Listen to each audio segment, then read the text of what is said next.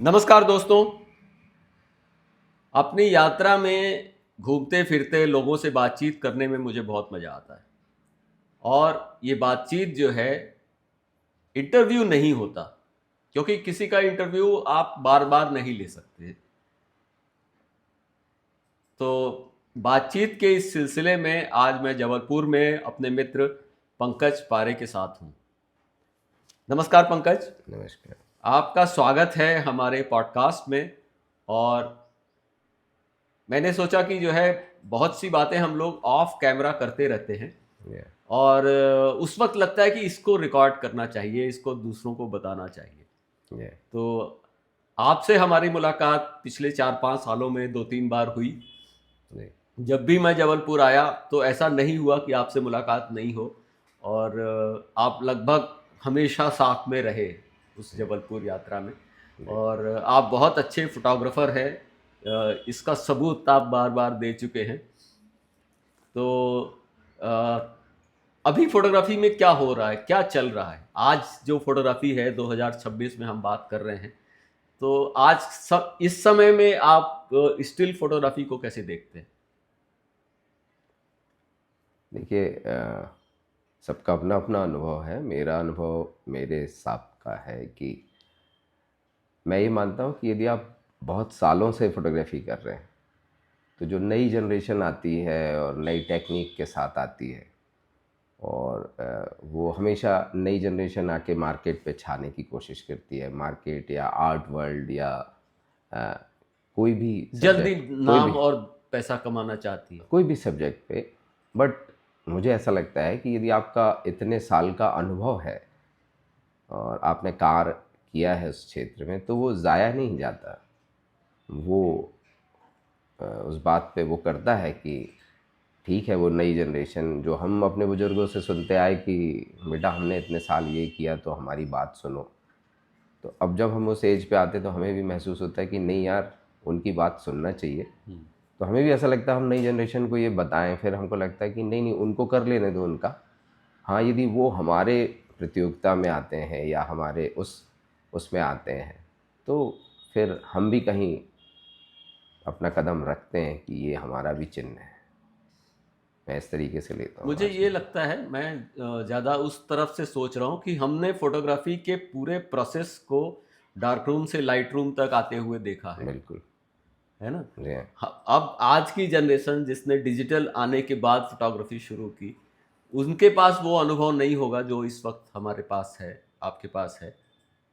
हाँ, अ, यदि अपन इस बारे में ज़्यादा कहें तो हम अपने आप को घमंडी सा महसूस करते हैं कि हमको सब पता है। नहीं, पता हो नहीं है, सकता है कि लेकिन हम इनको उस सब पता प्रोसेस से है, गुजरे हैं। उनको सब पता है, लेकिन हाँ, हमको इस बात का गर्व होता है कि हमको तो स्क्रीन के पीछे कुछ दिखता नहीं था। तो हम तब भी कर लेते थे और हम आज भी कर ले रहे हैं, और उनके साथ यदि हम कॉम्पीट कर पा रहे हैं तो हम शायद कोशिश तो कर पा रहे हैं कि हम उनके समकक्ष खड़े हो रहे हैं। और शायद हमारी आंखें आज भी देख के अपर्चर बता देती है और उनकी आंखें अभी नहीं बता पाती। नहीं, अब तो उनको उनका एक्सपोजर डिस्कस ही नहीं होता नहीं, डिस्कस नहीं होता है, लेकिन जैसे पहले है। जहाँ पे हमको चाहिए होता है वहाँ पे ऑटो काम नहीं करता, हम्म। वहाँ पे हम ही काम करते हैं। बिल्कुल। क्योंकि ये आंखें अब उस तरीके से डेवलप ही नहीं होती कि क्या शटर स्पीड होती है, क्या नहीं अपर्चर डेवलप। होता है। फलानी कंपनी का फलाना कैमरा वो सब कुछ कर लेता है। तो हमको लगता है तो हम क्या करते हैं, वही कर लेते हैं, हम लोग सब कुछ कर लेते हैं। तो जैसे 10 कैमरे लगा दीजिए आप किसी भी उसमें और बिल्कुल। सब कुछ वो ही कर लेगा। लेकिन एक आदमी उसके पीछे जो आँख होती है वही सब कुछ होती है। चलिए हम किस्सों में चलते हैं। जी। तो सबसे पहले आपके जीवन में आपको फोटोग्राफर क्या याद है कि आपने किसी को कैमरे के साथ देखा? या मुझे मतलब हर बच्चे को अपने अपने तरीके का शौक़ होता है। गाड़ी चलाने का शौक़ होता है, वो छोटा सा खिलौना लेना पसंद करता है, ये करता है। मुझे जहाँ तक याद है कि वो अ, हम यदि पिकनिक जाते थे तो हम उस ज़माने में सेल खरीदते थे, जो टेप रिकॉर्डर यदि हमारे दोस्तों के किसी के पास में है तो हम उसका म्यूज़िक उस पिकनिक में सुन पाएँ और उसका एन्जॉय कर पाएँ। तो मुझे ऐसा लगता था कि नहीं, कोई कैमरा लेके आए, हम उसमें उस चंदे से हम रील डाल लें कि वो मेमोरी में कैद हो जाए और हम आज से 40 साल 50 साल बाद, या हमारी इस मेमोरी को दुनिया का कोई आदमी देखेगा। तो मेरे सामने एक बंगाली फैमिली रहती थी और उन्होंने क्लिक थर्ड कैमरा वो बेच रहे थे। तो 200 रुपये में मैंने पापा से जिद करके वो कैमरा खरीदवाया था। और जब मैं पिकनिक गया तो मैंने अपने दोस्तों से बोला कि यार टेप रिकॉर्डर के सेल मत लो, 120 का रोल आता था, हमने वो खरीदो। तो मैंने वो 12 पिक्चर अलग अलग स्टाइल से कोशिश करी, और ये मैं 6th क्लास में था, ये तब की घटना है। वहाँ से मतलब मुझे उस बात का शौक़ था, या मेमोरी रख लेने का शौक़ था। फिर बाद में पढ़ाई के दौरान फिर वो हुआ नहीं, उस तरफ शौक़ करने के लिए पैसा नहीं, कहीं ना कहीं वो दबा हुआ था, ऐसा कुछ नहीं था। लेकिन हाँ, मेरे पिताजी मुझे टेक्निकल ट्रेनिंग कुछ दिलाना चाहते, तो उनको भी नहीं समझ में आ रहा था। वो ऑर्डिनेंस फैक्ट्री में थे, तो उन्होंने सोचा कि ये अप्रेंटिस करके फैक्ट्री में नौकरी करे। तो मैं अपने तरीके से जो ऐसा भी जी रहा था, तो उन्होंने कहीं से उनको पता चला, और वो भोपाल में बिरला इंस्टीट्यूट का फोटोग्राफी का डिप्लोमा हो रहा था, तो उसका इंटरव्यू का उन्होंने फॉर्म भर दिया और मुझे बोला कि तभी आपने 10वीं कर लिया था, 10वीं 12th कर लिया। 12th कर लिया था। तो मैं गया, और मुझे कुछ भी पता नहीं था फोटोग्राफी के बारे में, आज भी पता नहीं है, कोशिश जारी है।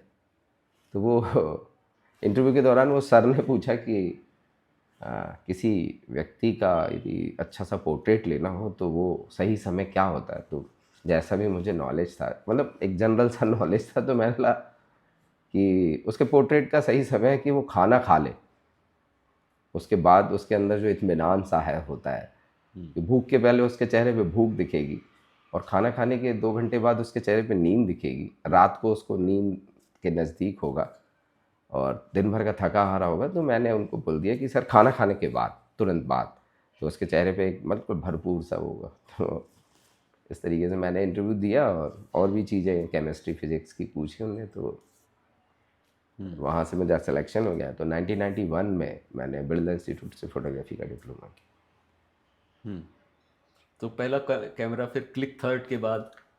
हाँ, क्लिक थर्ड के बाद मैं क्योंकि पिताजी ने एडमिशन करा दिया, लेकिन मेरे पास कैमरा नहीं था। मेरे सारे जो क्लास के लोग थे सबके पास कैमरा था। तो मैं अपने घर पे आके अपने पिताजी पे ज़ोर से चिल्लाया कि मैंने, आपको पता है आपने कहाँ भेज दिया मुझे, वहाँ बिना कैमरे के थोड़ी होती है फोटोग्राफी का डिप्लोमा होता है। और वैसी स्थिति नहीं थी कि पिताजी कैमरा ख़रीद पाए, तो हम लोग ने जोड़ तोड़ के मामा से ऐसे करके, इस बीच में मैंने अपने दोस्त से, उसके पास जैनिथ कैमरा हुआ करता था, तो वो मैं जब लेके गया तो मेरे सारे दोस्त हंस रहे थे कि अरे उसमें तो ऐसा होता है वैसा होता है। तो हमने कहा नहीं यार, कैमरा तो SLR तो है ना, ये तो खींच लूँगा मैं। तो मैंने 5-6 महीने उसमें गुजारे, और फिर पिताजी के थ्रू पेंटेक्स K1000 कैमरा ख़रीदा। उस समय वो 7,000 का आता था, जो बहुत महंगा सा होता था उस ज़माने के लिए। वहाँ से शुरुआत हुई, जैनिथ पे आया मैं, और फिर उसके बाद थ्रेड माउंट लेंस था उसका। पेंटेक्स नहीं, इसका जैनिथ का थ्रेड माउंट था, पेंटेक्स का नहीं था। अच्छा, थ्रेड डिटैचेबल जो होता है वो, पेंटेक्स का अपना फॉर्मेट था, K माउंट था शायद उसका। तो कैमरा लेने के बाद कैसी तस्वीरें पहली निकाली, पहला रोल कैसा था जब आपने ये? शुरू से वो फिल्में बहुत देखी थी। मैं एक और जिक्र करना चाहूँगा कि फिल्में देखने का शौक़ इतना ज़्यादा था कि मैं लेई बना के लिफाफे बनाता था, और लिफाफे बना के सिंधी की दुकान में उसको बेचता था, और उस पैसे से वो सिर्फ इतना ही पैसा आता था कि हम 2 टिकट खरीद पाएँ पिक्चर की। मैं और मेरा दोस्त पटरी पटरी जाके, क्योंकि हमारे शहर में ऐसा था कि हम पटरी पटरी जाके किसी भी टॉकीज को कनेक्ट कर सकते थे, वहाँ हम लोग चले जाते थे पैदल पैदल, और वहाँ जाके मूवी देखते थे, और जो थोड़े पैसे, जिसको बोलते पैसे बचते थे, उससे कुछ स्नैक्स, आलू बंडा, समोसा, वो खा के वापस आ जाते। तो वो जो शौक़ था, वो तो थोड़ा मन में वो ड्रीमी सिचुएशन हमेशा वो लगती थी। फिर जब कैमरा आया तो ऐसा लगता था वो वैसे ही फ़ोटो खींचना है जैसे वो उसमें देखा था। तो मुझे याद है वो, मैंने नहीं, प्यार झुकता नहीं, मिथुन चक्रवर्ती और पद्मिनी कोल्हापुरी पद्मिनी शायद। कोल्हापुरी, हाँ। वो गार्डन में धुएं में से इधर से हीरो निकल के आ रहा है, इधर से हीरोइन निकल के आ रही है, तो वो ऐसा लगता था ये इसी तरीके का कुछ पिक्चर होना चाहिए कि वो हमको देखते ही साथ बड़ा रोमांचित कर देता है। तो उस तरीके की कोशिश करी मैंने। तो मैं सवेरे उठ के जाता था फोटोग्राफ करने, और वहाँ कोई हीरो हीरोइन तो नहीं मिलता था, झाड़ू लगाने वाली जरूर मिलती थी कि धुआं हो रहा है और वो झाड़ू लगा रही है, तो वो बड़ी ड्रीमी सी दिखती थी।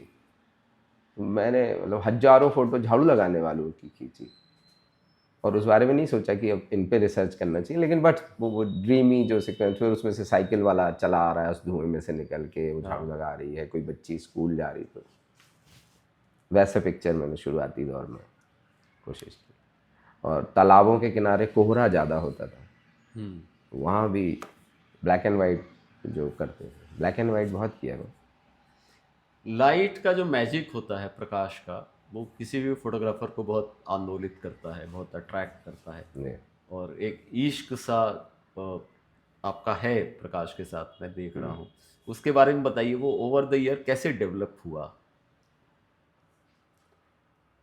शुरुआती दौर में बेसिक जो कॉलेज में देख रहा था मैं कि ऐसे लाइट डालते हैं, ऐसे करते हैं, वो हमारे सर हमको ऐसे चारों 360 डिग्री लाइट को ऐसे घुमाते थे, फिर ऊपर से भी घुमाते थे, और एक एक ब्लैक एंड वाइट पिक्चर हमें लेना होता था। तो वो पहले तो मुझे समझ में नहीं आया कि ये क्या हो रहा है, लाइट ऐसे ऐसे क्यों घुमा रहे हैं, ये क्या कर रहे हैं इन लोग। तो हमको, तो हमने हीरो हीरोइन के जो पोस्टर, हम मतलब फोटोग्राफ आते थे उस समय, हम लोग खरीद के लाते थे, पोस्ट 20 कार्ड, पिक्चर 20 पोस्ट। पैसे का, 25 पैसे का। तो वो देख देख के बड़े पैशनेट थे कि ये फ़ोटो कैसे खिंचता है। तो उस दौरान उन्होंने जब 45 डिग्री ऐसे सिर के पीछे लाइट लेके गए, और यहाँ से थोड़ा सा कुछ कागज़ से लाइट दिया, और ये रे हम लोग, अरे ये ऐसे होता है, ऐसे होता है, ऐसे होता है। तो फिर उसके पीछे पड़ गए कि यार ये कैसे होता है, और फिर जब हम घर पे करेंगे तो कैसे होगा, सनलाइट में करेंगे तो कैसे। फिर इसी तरीके से फिर मैंने मतलब कोशिश करी कि वो बहुत ऐसे बंद कमरे में सोचा, सिर्फ देखा नहीं, सोचा बस कि यार जो लोग बाहर पिक्चर खींच लेते हैं उनके पास कोई आर्टिफिशियल लाइट नहीं होती। तो मेरे बाद में बहुत सारे स्टूडेंट भी आए जो जिनको मैं सिखाने लग गया, तो अपने तरीके से एक थ्योरी डेवलप कर ली कि मैंने ला बस एक मान लो कि एक सूरज होता है, चाहे वो लाइट में अपने पास मान लो, चाहे कहीं पे भी यदि तुमको लगता है तो किसी एक को सूरज मान लो। मेन जो बाद में टर्मिनोलॉजी में मेन लाइट बोलते हैं या जो भी बोलते हैं, मुझे आज तक समझ में नहीं आया, लेकिन हाँ मैं बोला एक को सूरज मान लो। तो चाहे वो सवेरे उगता हुआ सूरज हो, या शाम को डूबता हुआ हो, या घर में 500 वाट का बल्ब हो, उस पर काम किया फिर मैंने कि हाँ ऐसे किसी एक को सूरज मानना पड़ेगा, दो लाइट ऐसे नहीं लगाना है हमको। फिर वो क्रिकेट मैच में भी देखता था कि वहाँ 4 बड़ी बड़ी लाइटें लगी हैं, और जो खिलाड़ी दौड़ रहा है उसके 4 शैडो दौड़ रहे हैं, एक शैडो या 2 शैडो नहीं होते थे। तो मुझे ऐसा लगता था कितनी गलत लाइट दे रहे हैं यार स्टेडियम में, उनको तो बॉल में भी ऐसे 4 शैडो नज़र आते होंगे, ऐसा कुछ तो होता होगा। तो अपने लिए फिर मैंने एक ही सूरज माना। बहुत बढ़िया। तो सिनेमा की और बात बताइए ना, क्योंकि सिनेमा का प्रभाव जब आपके सिनेमा ऊपर। का प्रभाव बहुत था। मैंने फिल्में बहुत देखी, मैं कभी बना नहीं पाया।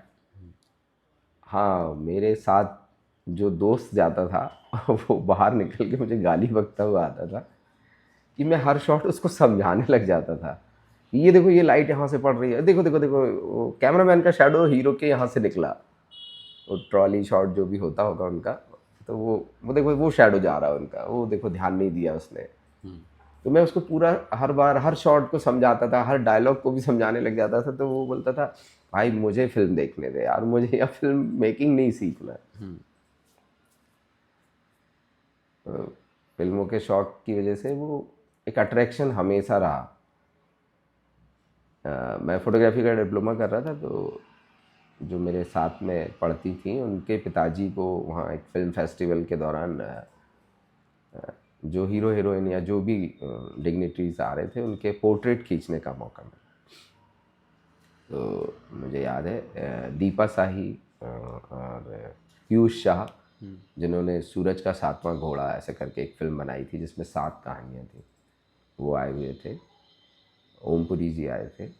और मेरा आशीर्वाद, भगवान का आशीर्वाद है कि श्याम बेनेगल साहब आए थे। तो हम मिलके उनका पोर्ट्रेट क्लिक कर रहे थे। तो उस समय ऐसा पोर्ट्रेट का पूरा माइंडसेट डेवलप नहीं हुआ था। तो हम, सर यहाँ खड़े हो जाइए, सर यहाँ खड़े हो जाइए, हम उनको क्लिक कर रहे हैं। तो श्याम बेनेगल साहब थोड़ा सा मुस्कुराते हुए अपना सिगरेट पीते हुए मुझे देख रहे थे। तो मैं जब उनको ले गया कि सर आप यहाँ खड़े हो जाइए, सर ऐसा, तो बोले सिगरेट उनने अलग कर ली। तो मैं, नहीं नहीं सर पीते रहिए। मैं मतलब बहुत ईज़ हो गया कि जैसे ये मेरे अंकल हैं, मैं इनसे रोज़ ही मिलना। हाँ नहीं नहीं आप करते थे आप करते। तो उन्होंने फिर पूछा मुझसे कि यहाँ क्या कर रहे हो। तो हमने, सर यहाँ डिप्लोमा करने आए हैं। तो उन्होंने पूछा कि सिनेमेटोग्राफी का डिप्लोमा क्यों नहीं करते।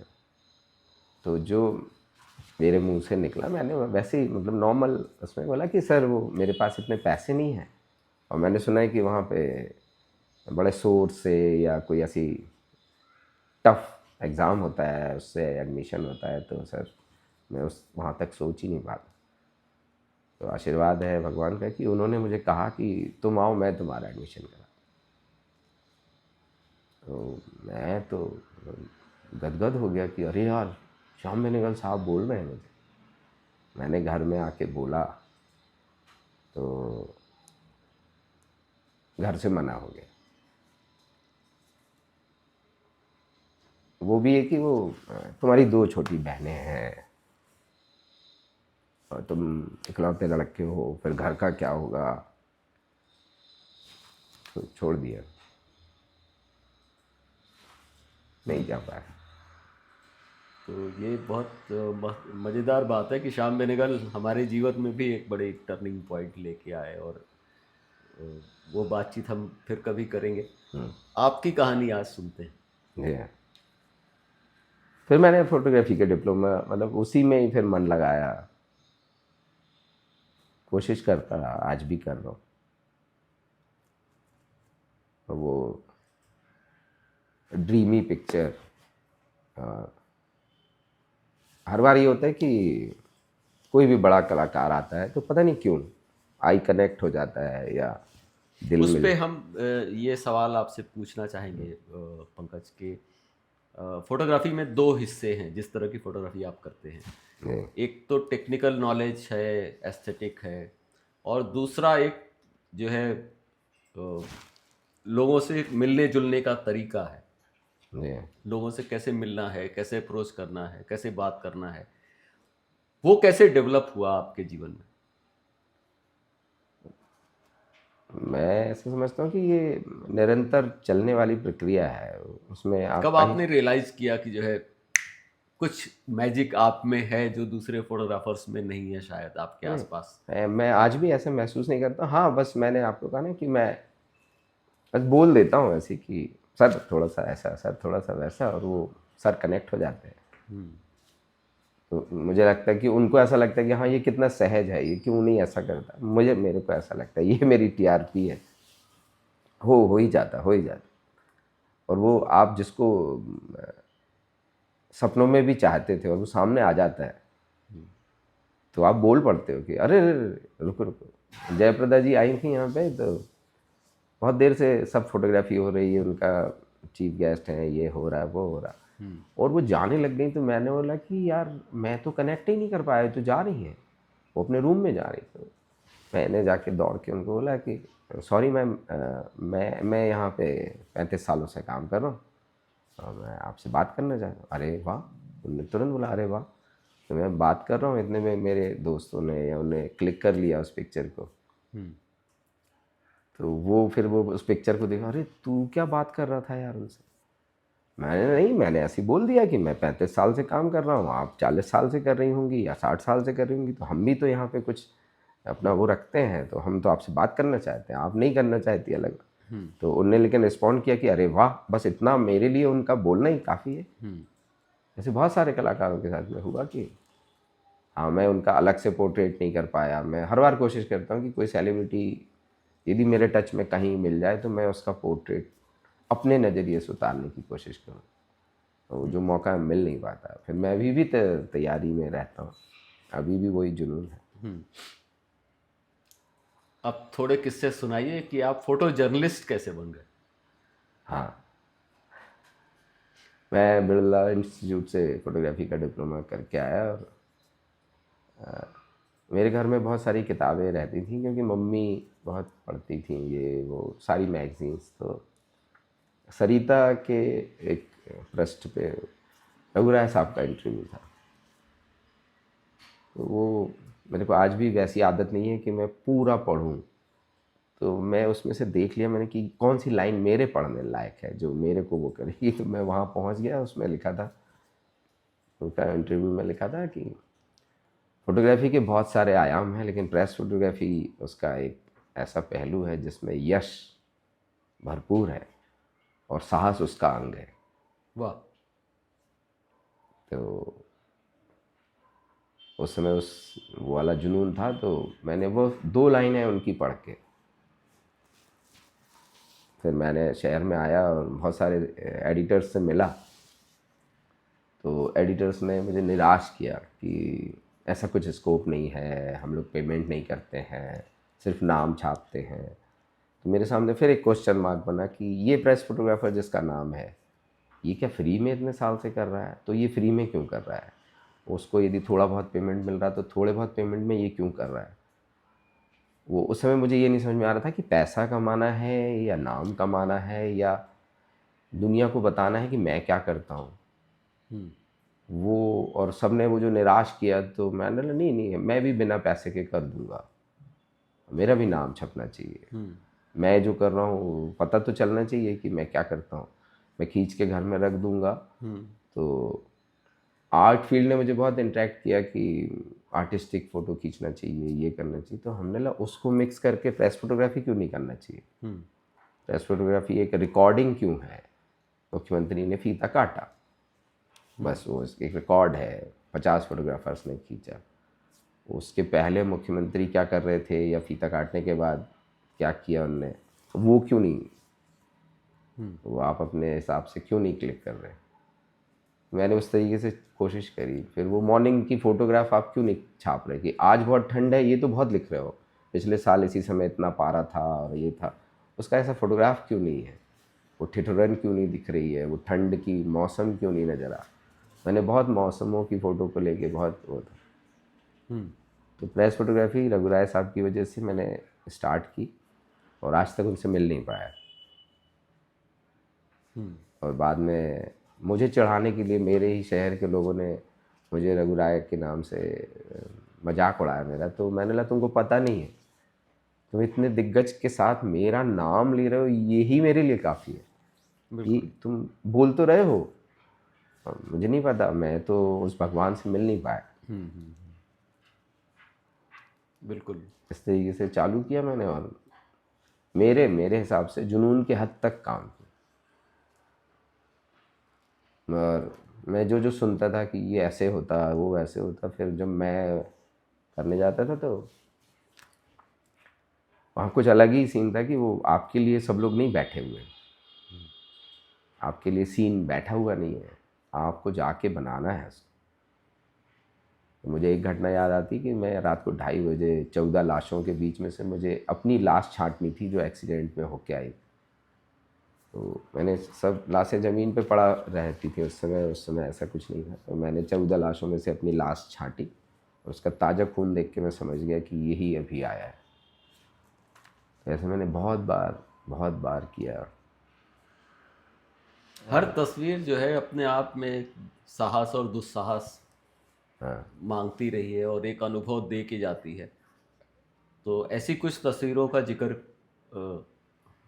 आप बातचीत में करते रहे हैं। हाँ, वो मैं दोबारा बताता हूँ जी। क्योंकि मुझे प्रेस फोटोग्राफी करने के लिए पैसे चाहिए होते थे, रील खरीदने के लिए पैसे चाहिए होते थे, केमिकल के लिए। तो मैं लोगों के बर्थडे भी खींचता था, जो अदर फंक्शन होते वो भी खींचता। वेडिंग नहीं करता। वेडिंग में मुझे ऐसा लगता था बहुत बेइज्जत करते हैं फोटोग्राफर्स को। और प्रेस फोटोग्राफर आप करते करते आपको थोड़ा सा एक घमंड आ जाता है कि अरे मुझे तो फलाना एक जानता है, सोशल स्टेटस तो मिल ही जाता हाँ है। मुझे फलाना जानता है, ठिकाना जानता है, और ये आदमी मुझे ऐसे तिरस्कृत करके बुला रहा है, ए फोटोग्राफर इधर आ, ये इनके साथ फ़ोटो खींचो। तो वो उस इस तरीके से कोई बुलाए ना, तो मैं वेडिंग करने ही नहीं चाहता था। उस कारण पैसे नहीं और कम हो गए मेरे पास, ऐसा अर्निंग कुछ नहीं। मैं एक बर्थडे की फ़ोटो खींचने गया, 4 साल की बच्ची का बर्थडे था।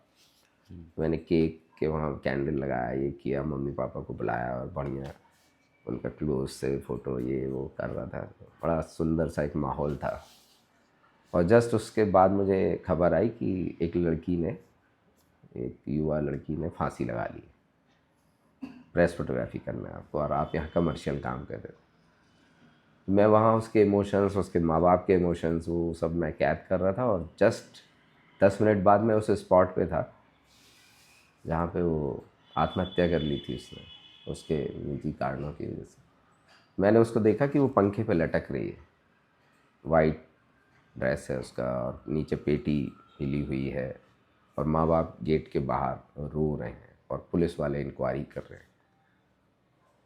पुलिस वाले बहुत तिरस्कृत रूप से उसके पिताजी से पूछ रहे हैं क्यों मर गई। और अंदर जाके मैं देखता हूँ कि वो तो टंगी हुई है। तो मतलब एक बच्ची जो अभी जन्मदिन मना रही थी, उसके माँ बाप उसके प्रति कितने वो थे, और ये माँ बाप भी वैसे ही थे। लेकिन अब लड़की ने जो भी कर लिया।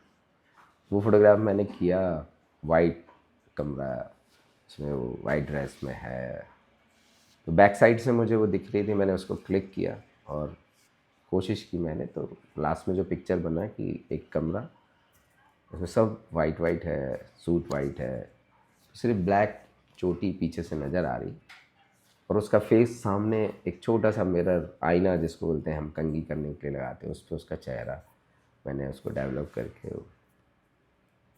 प्रेस वालों ने तो नहीं छापा उसको, क्योंकि उनको चेहरा चाहिए था और वो चेहरा उनको उसमें नहीं दिया। तो फिर मैंने उसको एग्जीबिशन में लगाया, वहाँ अप्रिशिएट किया लोगों ने। वो मेरी मेमोरी में रहता है वो कि यार वो पिक्चर शायद जर्नलिस्ट लोग क्यों नहीं समझ पाए, मैं तो समझ रहा था। तो उन पिक्चरों को मैं, जो प्रेस फोटोग्राफी का कंपटीशन है, मुझे पता नहीं चला कहाँ भेजना चाहिए, या मेरी आलस समझिए कि मैंने नहीं भेजा। तो ऐसे बहुत सारे पिक्चर कहीं ना कहीं क्लिक हुए, तो आज भी मेमोरी में मुझे वैसे के वैसे ही दिखते हैं।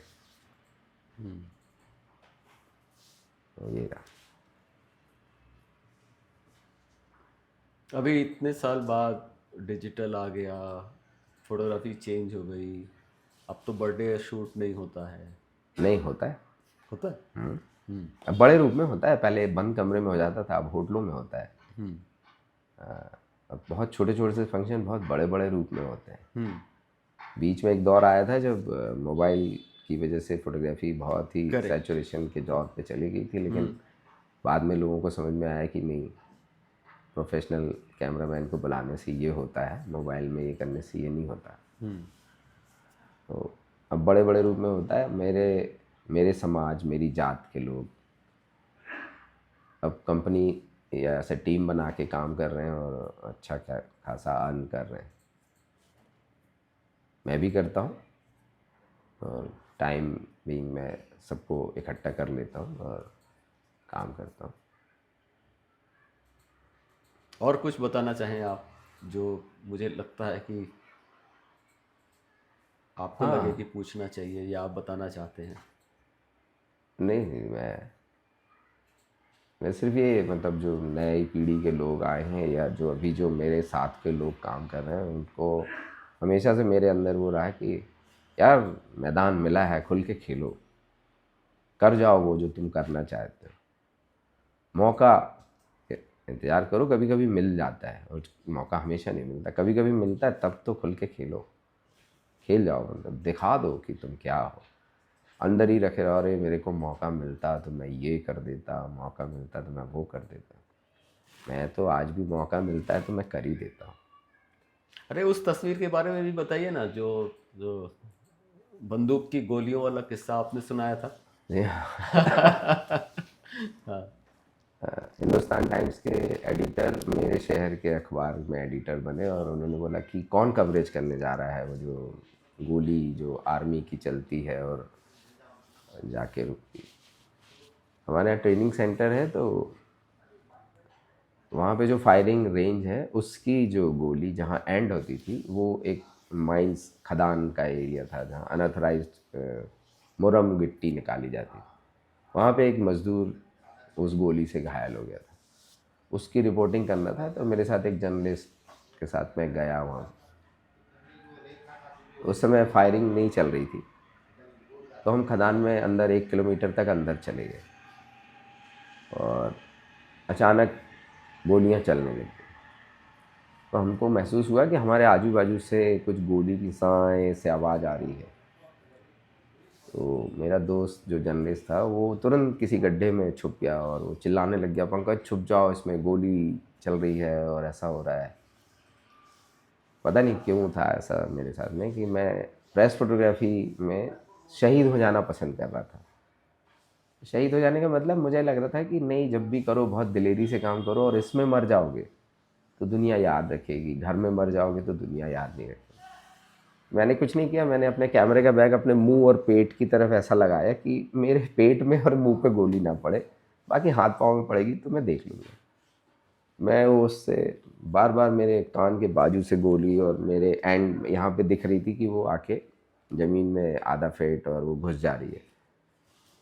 तो वो हमेशा डर डर के छुप छुप के, कभी पत्थर के पीछे, कभी जैसी गोलियां बंद होती थी तो मैं, लेकिन उसमें सॉरी मैं बहुत बोल रहा हूँ, लेकिन हाँ मेरा वो था कि अरे नहीं नहीं कुछ नहीं होगा, कुछ नहीं होगा। और कुछ नहीं होते होते हम बाहर आए तो वो रिपोर्टिंग में क्या फोटोग्राफ होना था ये तो मुझे पता ही नहीं चला कि वो खदान मैंने फ़ोटो खींच ली, मज़दूर कोई थे ही नहीं। तो भगवान ने एक छोटा सा बच्चा भेजा, उससे मैंने बात करी तो देखा कि पिक्चर तो यहाँ है, हम तो ज़बरदस्ती खदान में घूम रहे थे। एक छोटी सी गुमटी पे वो बच्चा उन गोलियों के खोल बीन के उस गुमटी वाले को 2.5 रुपये या 3 रुपये में बेचता था। तो मैंने उससे पूछा तो उसके पास इतनी सारी गोलियों के खोल थे। तो जो मेरा पिक्चर है तो मैंने उस पिक्चर को इस तरीके से बनाया कि वो गोलियां उसकी पूरी ऐसे हाथों में है, छोटे से मुलायम से हाथ, 6 साल 5 साल का बच्चा, और उसके बैकग्राउंड में उसका फेस दिख रहा है। और फिर मैंने अपने जर्नलिस्ट और उनसे कहा, एडिटर से, कि आप लिखो 2.5 रुपये में बिक जाती हैं ज़िंदगियाँ यहाँ। उसको यदि एक गोली लग जाती तो वो तो वहीं ख़त्म हो जाता। तो 2.5 रुपये में रोज़ एक ज़िंदगी बिक जाती है। वो मैंने ऐसा कोशिश करी कि उसको उस तरीके से क्लिक करूँ। फिर हमारे अखबार ने उसको बड़ा सा छापा भी। ये इसकी टोटल कहानी। मैं ये बोलना चाहूँगा कि वो अक्सर बहुत सारे फोटोग्राफर्स आते हैं, बात करते हैं। मेरे से जिसने भी पूछा कि भैया आपसे फ़ोटोग्राफ़ी सीखना है, तो मुझे समझ में नहीं आया। मैं हाँ हाँ आ जाओ सीखते हैं। मेरे मुंह से एक ही बात निकलती, मुझे ऐसा लगता है कि ये बहुत दिन बाद मैं इसको भागने को बोलूँगा तो आज ही बोल देता हूँ। तो मैंने लगा, कविता सुनते हो? नहीं भैया कविता नहीं सुनते। गाना सुनते हो? हाँ कभी कभी सुनते। म्यूज़िक सुनते हो?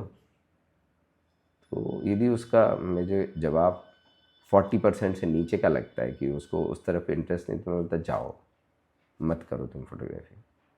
मुझे ऐसा लगता है कि उसमें लय है, संगीत है, और आप एक गाना सुनो, एक गाने में कम से कम 50 फोटोग्राफ है। जैसे मैं उदाहरण लेना चाहूँगा कि एक लड़की को देखा तो ऐसा लगा, तो रवि जी को कैसा लगा ये रवि जी का ओपिनियन है। पंकज बारे को एक लड़की को देख के कैसा लगा ये पंकज बारे का। और उसको भी मेरे देखने के तरीके में, मैं 50 तरीके से एक लड़की को देखा तो कैसा कैसा लगा मैं उस पिक्चर में बना सकता हूँ। तो वो उसको यदि समझ में नहीं आ रहा कि एक लड़की को देखा तो उसको कैसा लगा, तो हमने, तू घर जा, तू कुछ मत कर, तू अपना काम कर जो करता है। तो बहुत सारे लाइन, हर लाइन में फिर उसके बाद है। वो ये उदाहरण दे रहा हूँ। मैं आज भी मतलब कोशिश करता हूँ, यदि मेरे मन में पिक्चर बनाने की बात है तो मैं अपने सिस्टम पे बैठ के 2 गाने सुनता हूँ। मैं एयरफोन और ये सब नहीं यूज़ करता। फिर अपने मूड में जाके वो पिक्चर क्लिक करता हूँ कि मुझे कुछ दिख रहा है। आज भी दिखता है मुझे। और मेरा सबका अपना ओपिनियन है। मेरा 22 का अपर्चर लगाता हूँ मैं, उस पिक्चर को देख लेता हूँ कि ये क्या दिख रहा है। तो बहुत सारे फोटोग्राफ्स को बोलता हूँ भाई एक बार 22 का अपर्चर लगाना, तो उसको समझ में नहीं आता 22 का अपर्चर क्या होता है, मैं लगा के देख, उनको नहीं समझ में।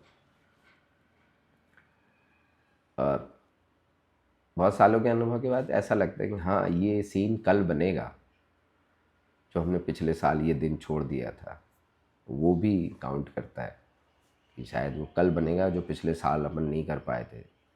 हाँ तो उसके लिए ज़रूर मैं 4 बजे से उठ के उसको जाके उसको क्लिक करना है, या आज 12 बजे वो होगा वो क्लिक करना है। मैंने कब्रिस्तानों में बहुत फोटोग्राफी की है। क्रिश्चियनों का एक दिन होता है शायद 2 नवंबर या 2 अक्टूबर, जिस दिन वो अपने पूर्वजों को श्रद्धांजलि देने के लिए उनके ग्रेव थैंक्स गिविंग। हाँ ग्रेव यार्ड पे जाके कैंडल लगाते हैं, फ्लावर लगाते हैं। वो दिन मैं आज भी जाता हूँ। और हर ग्रेव यार्ड पे अपनी अपनी एक कहानी होती है, किसी का पति मर गया है, किसी की बच्ची, किसी के दादाजी, तो उसके इमोशंस वहाँ दिख रहे होते हैं। और उसको अपनी उनकी ग्रेव यार्ड को सजाने का तरीका और उसका जो संबंध था वो पूरा निचोड़ के रख देता है वहाँ। और वो सवेरे से चला जाता है कि यहाँ पुताई भी कर दो, इसको सीमेंटेड भी कर दो। मुसलमानों के भी उसमें जाता हूँ, शब बारात होती है उसमें, उसमें भी मैं वही उनकी ग्रेव यार्ड पे भी जाता हूँ। ये मैं अक्सर सवेरे चला जाया करता था। अब उसके जो आफ्टर इफ़ेक्ट्स हैं, अब मुझे पता चलता है कि इस दिन जाना चाहिए, इस दिन ज़्यादा भीड़ मिलेगी, लोग मिलेंगे, इमोशंस मिलेंगे। मैं प्रोफेशनल फोटोग्राफर नहीं बन पाया, या बन गया हूँ, बट मैं इमोशनल फोटोग्राफर हूँ।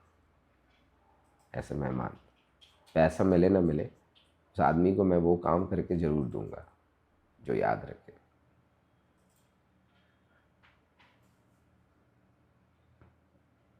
ऐसे ही चल रहा है।